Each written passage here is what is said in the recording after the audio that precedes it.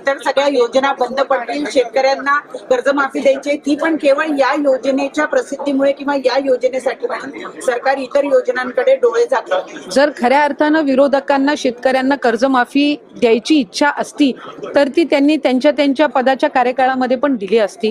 आज मुख्यमंत्री माझी लाडकी बहीण योजना असेल, आज मुख्यमंत्री अन्नपूर्णा योजना असेल, युवा प्रशिक्षण योजना असेल, किंवा आज शेतकऱ्यांना जी वीज सवलत मिळणार आहे, किंवा त्यांना ज्या इतर पीक विमा योजना आहे, 1 रुपयामध्ये पीक विमा, याला सुद्धा उदंड असा प्रतिसाद मिळत आहे. त्याच्यामुळे आतापर्यंत कुणीही आपण सांगावं की या योजनेमुळे आधीच्या कुठल्या योजना बंद करण्यात आलेल्या आहे असं एकही उदाहरण विरोधकांना देता येणार नाही.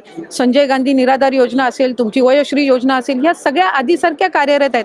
त्याच्यामुळे कुठलीही प्रचलित योजना किंवा चालू असणारी योजना बंद करून ही योजना राबवण्यात आलेली नाहीये. उलट ज्या दिवसापासून ही योजना घोषित करण्यात